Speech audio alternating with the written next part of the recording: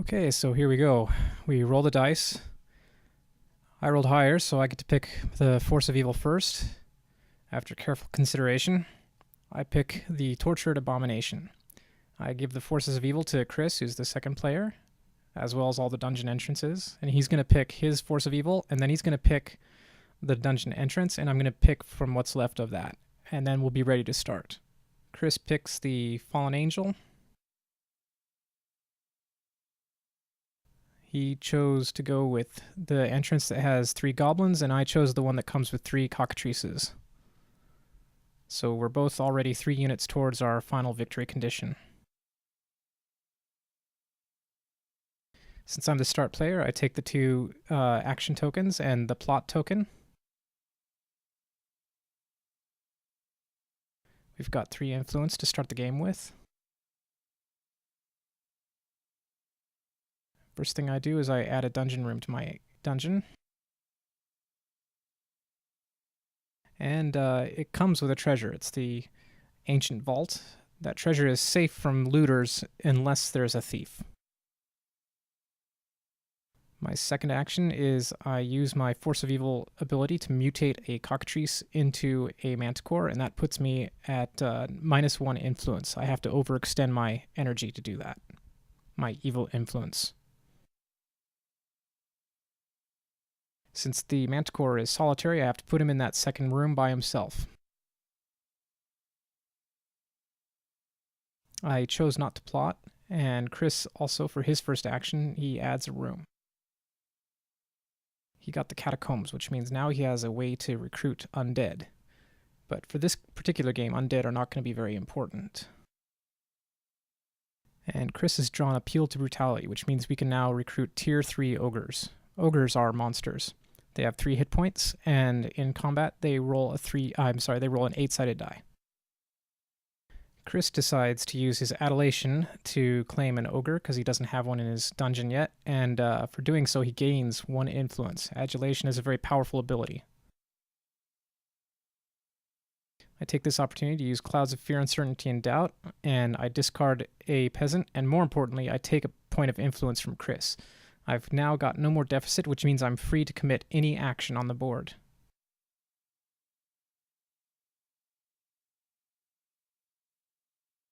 I take this opportunity to attach the hatchery to my dungeon. So now I will have a steady supply of cockatrices.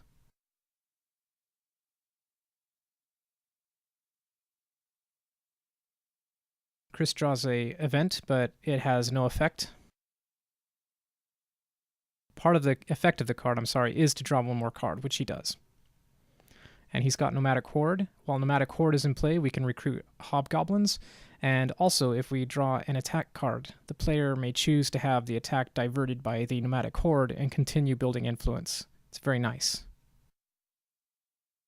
Since the hatchery is attached to my dungeon, Chris can still use it, but if he pays any influence for any of the actions on it, then he has to give me those points of influence instead of paying them to the bank.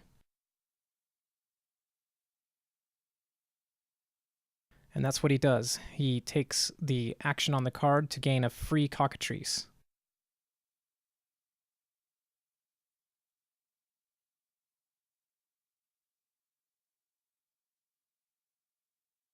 And then for a second action, he uses it again to gain 2 more cockatrices, but I get the influence.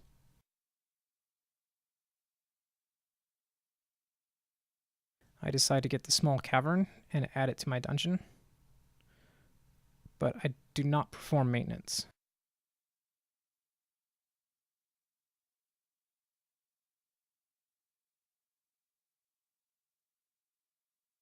Now that I have a small cavern, I can recruit an ogre much more cheaply, but I have to place him in that small cavern.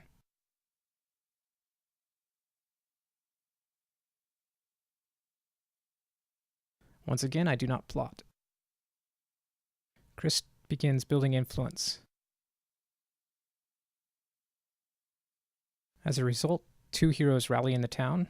He continues gaining more influence, and more heroes come into town.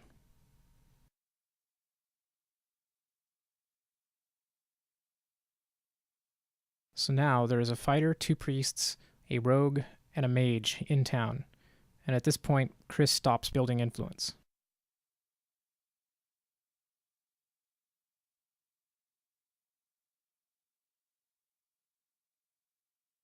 Chris draws Black Sabbath, so all monsters in play will have +1 attack, and goblins can be upgraded into goblin shamans, and also all monsters can be scored.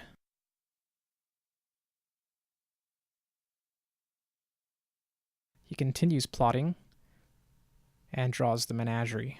This allows the recruitment of manticores, cockatrices, and the scoring of creatures.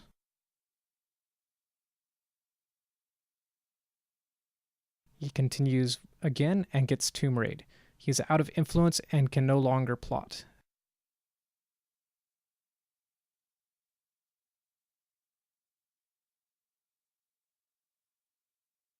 So what he does now is he scores the Black Sabbath, but converts all of his goblins into goblin shamans. Since I have an ogre, I also gain a little bit of influence from that scoring action. Once again, I build my dungeon and take a narrow passage.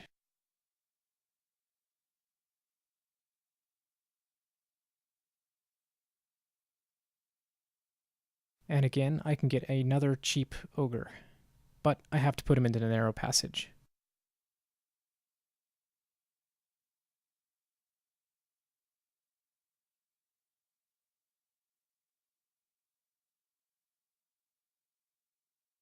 And again, for my plot action, I draw no cards.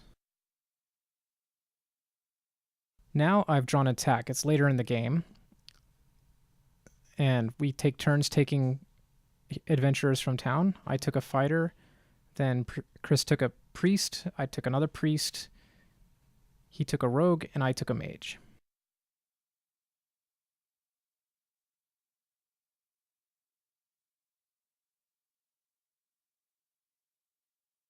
Unfortunately, I only have 2 cockatrices in that first room, and I don't want to lose them.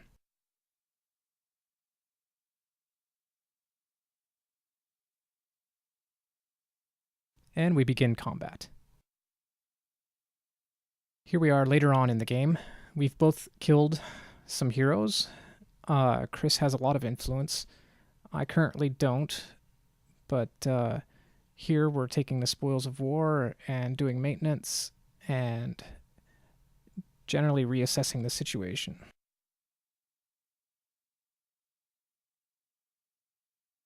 I still have my plot action and my regular action, having only used one so far.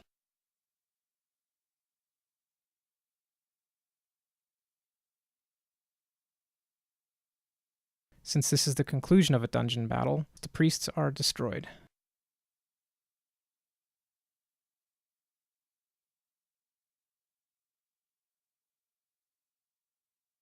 Here we are again, later in the game.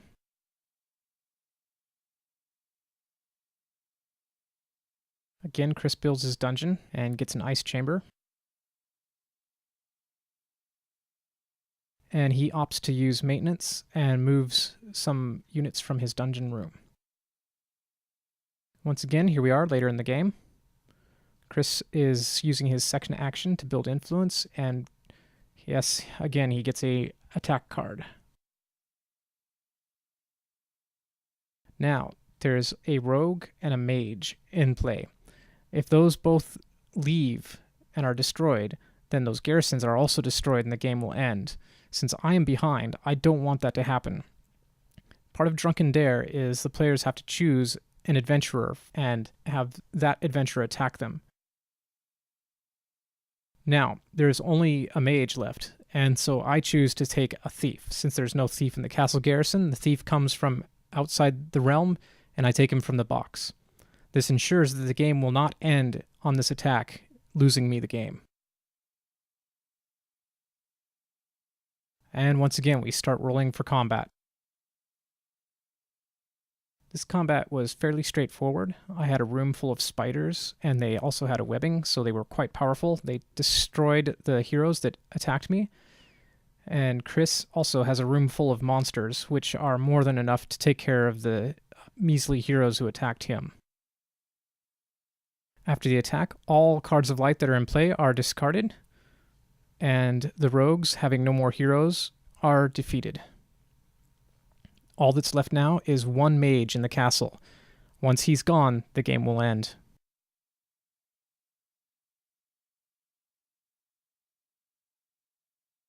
After each battle, players take the spoils of war, either 1 treasure or 2 influence.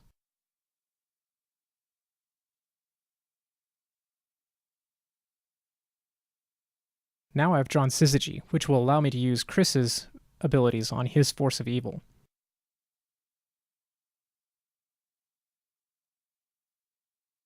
I continue to build cockatrices, because I want to get my scoring condition.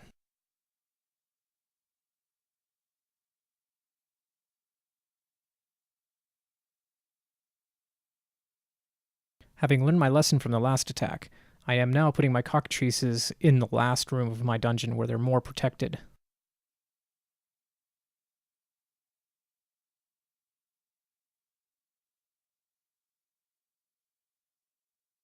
Here we are later in the game, and I begin building influence. Now the mages have come out of the castle garrison. If there's an attack, this will trigger the end of the game, most likely. And it is. I've drawn the Crusade, a very powerful attack. In addition to whoever's rallied in town, both me and Chris will be attacked by a fighter and a priest. This was a gamble on my part, but I needed to try to catch up to Chris.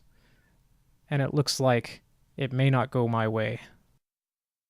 However, if I get lucky on my rolls, I may pull ahead. Here we are after the battle, and unfortunately, the battle did not go very well for me. I lost a few spiders, even though I did kill all the invading heroes. However, losing those creatures means I've also lost my lead in my special scoring condition. The mages are defeated. The kingdom is vulnerable. However, when the game does not end in Armageddon, it continues until the last player's turn is finished. Since I was the first player, and even though I'm ahead by 1 point, Chris gets a final turn, scores undead, gains a lot more influence, and is now ahead of me by 1 or 2 points before we calculate the final scoring condition.